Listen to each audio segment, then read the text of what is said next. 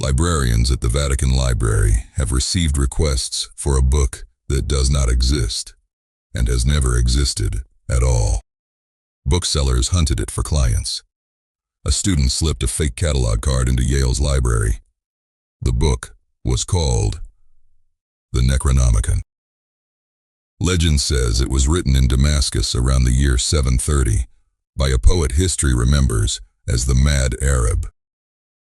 Readers who finished it were said to go insane. Popes banned it. Patriarchs burned it. Copies kept surfacing for 1,000 years. There is one problem with this story, bigger than all the others combined. Every single word of it is false. The Necronomicon was invented by pulp writer Howard Phillips Lovecraft.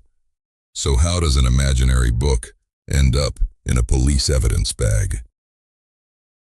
The supposed author's name, Abdul Alhazred, was born in a child's game, decades before the book itself existed anywhere at all.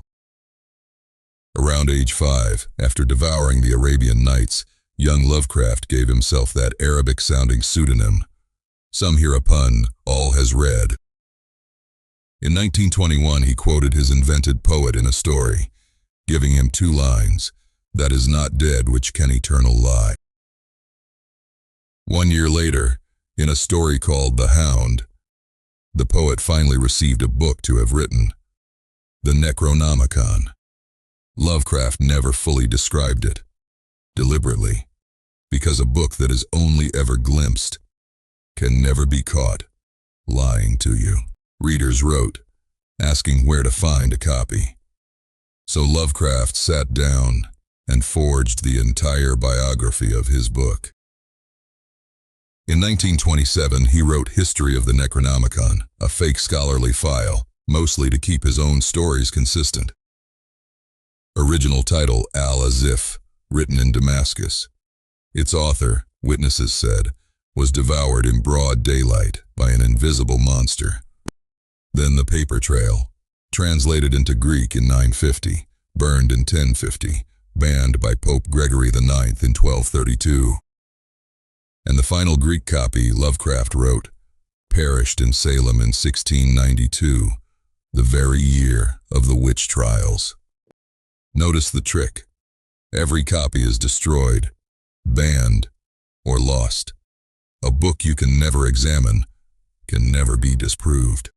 He even named 5 libraries holding the last Latin copies. 4 are real. The 5th exists only in his stories.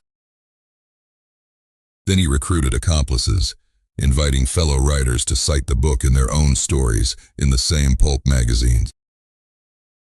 Different authors, in different magazines, describing one impossible library that agreed with itself. To any casual reader, that looks like evidence. When fans asked, Lovecraft always confessed, "There never was any Necronomicon. I invented these names myself. It did not matter." Lovecraft died in 1937, poor and mostly unknown. His imaginary book, however, was only getting started without him. The pranks began. A fake index card smuggled into Yale's catalog, phony library cards showing it checked out to A. Alhazred. Every failed search made the legend stronger.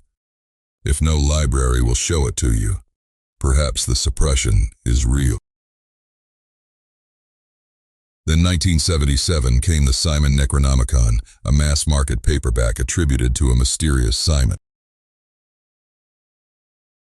Recontextualized Sumerian texts, seasoned with Lovecraft's invented gods, its translations plagiarized from academics. That is where it darkens. In 1996, Rod Farrell, a Florida teenager who believed he was a vampire, murdered a friend's parents. When police caught the group and searched the stolen car, they found 2 books inside. One was the Simon Necronomicon. A joke inside a ghost story had traveled 70 years into a murder investigation. Fabrications, one scholar warned, depend on our ignorance. Today, every Necronomicon you can buy is fake, which makes each one, in a way, real. That is not dead which can eternal lie.